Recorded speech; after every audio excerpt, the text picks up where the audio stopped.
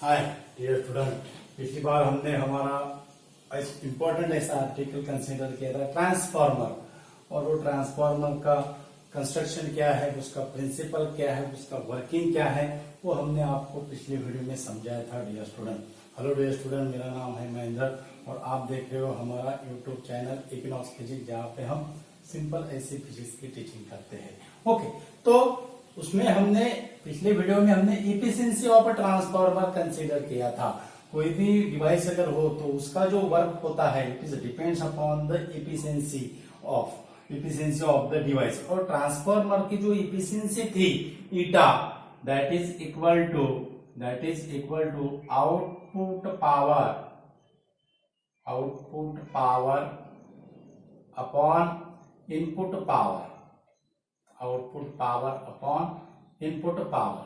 Okay, अब ये जो इफिशिएंसी ऑफ ट्रांसफार्मर है, ये efficiency of transformer ideal transformer के लिए that is eta equal to 1, और एक्चुअल जो ट्रांसफार्मर जो होता है, जो हम प्रैक्टिकल क्या करते हैं, यूज करते हैं, उसकी efficiency less than 1। Why? Because in actual transformer no 100% work नहीं होता, यानी जितना हमने इनपुट दिया उतना ही हमें आउटपुट नहीं मिलता। Some energy is dissipated in the form of energy losses, और वो एनर्जी जो लॉसेस होते हैं, वो energy losses that is the energy loss due to flux leakage, energy loss due to copper winding. अगर वाइंडिंग का भी रेजिस्टेंस होता है, उसके वजह से वो जो करंट उसमें प्रोड्यूस अगर होगा तो this current is dissipated in the form of heat in resistance, ये हमें पता है। ओके, तो कॉपर वाइंडिंग एनर्जी लॉसेस होगा। उसके बाद ईडी करंट से भी क्या होगा, एनर्जी लॉस होगा, क्योंकि ईडी करंट क्या करता है, it is cause to heat the wire. Okay, उससे भी एनर्जी लॉस होगा। उसके बाद हिस्टेरिसिस लॉस है, उससे भी एनर्जी लॉस होगा। यानी एक्चुअल ट्रांसफार्मर में हमें इफिशिएंसी 100% नहीं मिलेगी, यानी 100% हमें वर्क नहीं मिलेगा। ओके, तो अब ये जो आइडियल ट्रांसफार्मर जो है, वो आइडियल ट्रांसफार्मर के लिए जो हमने जो फॉर्मूला निकाला था, that is equal to EP IP that is equal to ESIS। Okay, EP IP that is equal to ESIS।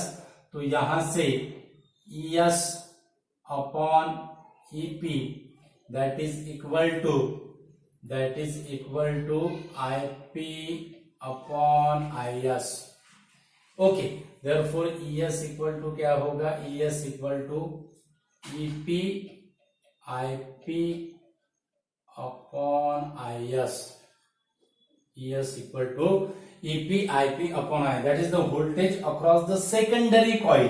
Voltage across the secondary coil, it is equal to voltage across the primary coil to the ratio of primary current to the secondary current. Okay, तो ये अगर हमने equation, ये पहला equation था हमारा ES upon EP that is equal to NS upon NP। तो इससे हम ES की वैल्यू ये भी निकाल सकते हैं, that is EP NS by NP, EP NS by NP।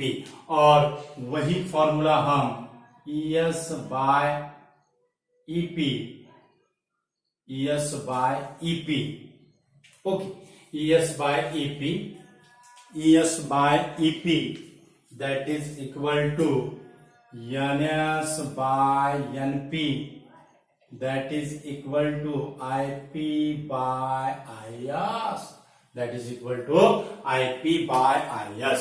Okay, तो यहाँ पे हमें IS का फॉर्मूला क्या मिलेगा, IS का फॉर्मूला हमें क्या मिलेगा, IS का फॉर्मूला होगा NP बाय NS। IS का फॉर्मूला क्या होगा, NP by NS into IP। NP by NS into IP। Okay, अब ये हो गए फॉर्मूले, डिफरेंट फॉर्मूले हो गए dear student.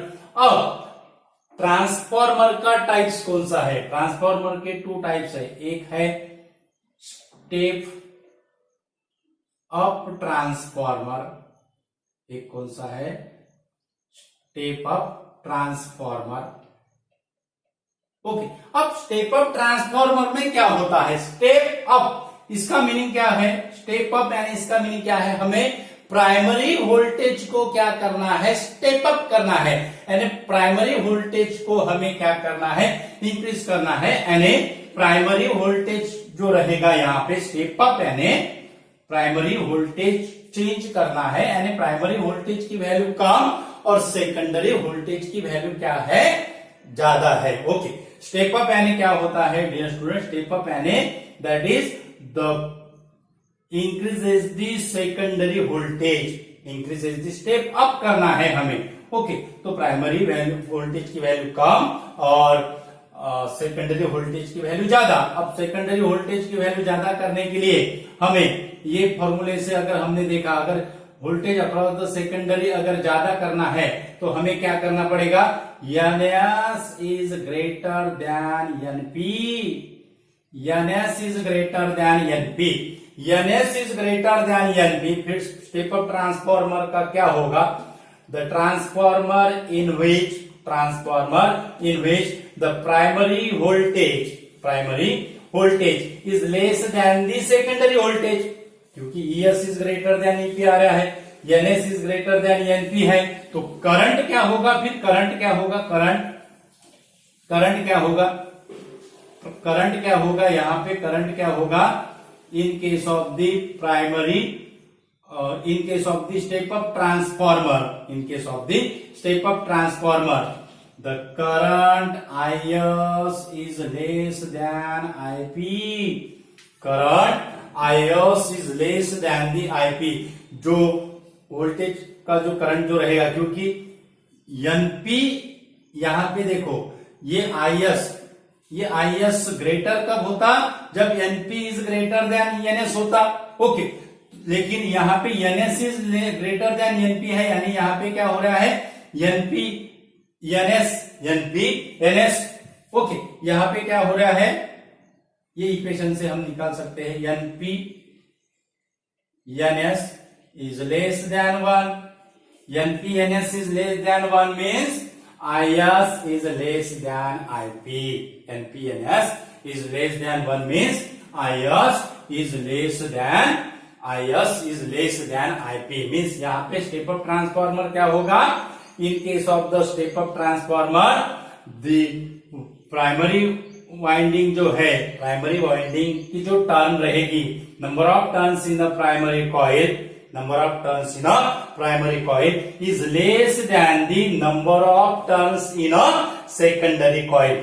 So number of turns in a primary coil में क्या है? Number of turns in a primary coil is small, so it use for the thick wire for the winding, and number of turns in the secondary coil is more, so it used for winding the thin wire। ये ध्यान में रखना है, number of turns in the secondary, जहां पे turn ज्यादा है वहां पे हम थिन वायर वाइंडिंग के लिए यूज करते हैं, और जहां पे नंबर ऑफ टर्न्स क्या है? कम है, वहां पे हम थिक वायर वाइंडिंग के लिए क्या करते हैं? यूज करते हैं। ओके, तो ये होगा step up transformer means it converted to low alternating voltage into high alternating voltage।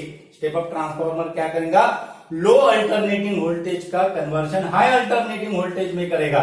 Okay, तो ये स्टेप अप ट्रांसफॉर्मर का एप्लीकेशन क्या है? This step up transformer is used to transfer the electric energy और electrical distribution over the long distances, क्योंकि why we use the step up transformer for the long distribution, long over distance distribution electrical energy. Long distance पे electric energy अगर distribute करना है तो हम step up transformer क्यों करते हैं? क्योंकि उसका जो करंट जो रहेगा करंट क्या होगा, कम रहेगा। ओके, तो करंट अगर कम है तो ये जो एनर्जी जो लॉस है आई स्क्वायर आर, ये जो एनर्जी जो लॉस है आई स्क्वायर आई एस स्क्वायर आई, ये जो एनर्जी जो लॉस है वो एनर्जी लॉस क्या होगा, कम होगा। सो एनर्जी लॉस कम होने के कारण, एनर्जी लॉस कम होने के कारण हम step up transformer long over distance के लिए इलेक्ट्रिक डिस्ट्रीब्यूशन एनर्जी ट्रांसफर करने के लिए क्या करते हैं, यूज करते हैं। तो स्टेप अप ट्रांसफार्मर की डायग्राम कैसे होगी, NS is greater then NP, यानी एनपी के जो टर्न है, एनपी के जो प्राइमरी कॉइल के जो टर्न है, वो प्राइमरी कॉइल के टर्न हमें क्या दिखाना है, स्मॉल दिखाना है। किससे, सेकेंडरी कॉइल से, किससे, सेकेंडरी कॉइल से। ये हो गई, ये हो गया सेकेंडरी कॉइल। ओके, अब स्टेप डाउन क्या करेगा, स्टेप डाउन इससे opposite, step down, step down क्या करेगा, step down transformer, step down transformer. ये जो इक्वेशन है ये सब आइडियल ट्रांसफार्मर के लिए है डियर स्टूडेंट। एक्चुअल ट्रांसफार्मर में सम एनर्जी लॉसेस होता है, वो कैसा होता है वो हमने समझा है। ओके, स्टेप डाउन ट्रांसफार्मर में क्या होगा, अब स्टेप डाउन यानी क्या होगा, अब हमें क्या करना है, स्टेप डाउन करना है, स्टेप डाउन करना है, यानी जो सेकेंडरी जो वोल्टेज है वो क्या होगा, अब कम होगा। ओके, यानी प्राइमरी वोल्टेज इसमें क्या होगा, ज्यादा होगा। स्टेप डाउन करना है means high alternating voltage is converted into low alternating voltage, यानी हमें जो सेकेंडरी कॉइल के अक्रॉस जो वोल्टेज मिलेगा वो प्राइमरी कॉइल से क्या होगा, कम होगा। ओके, तो उसको हम स्टेप डाउन ट्रांसफार्मर कहते हैं।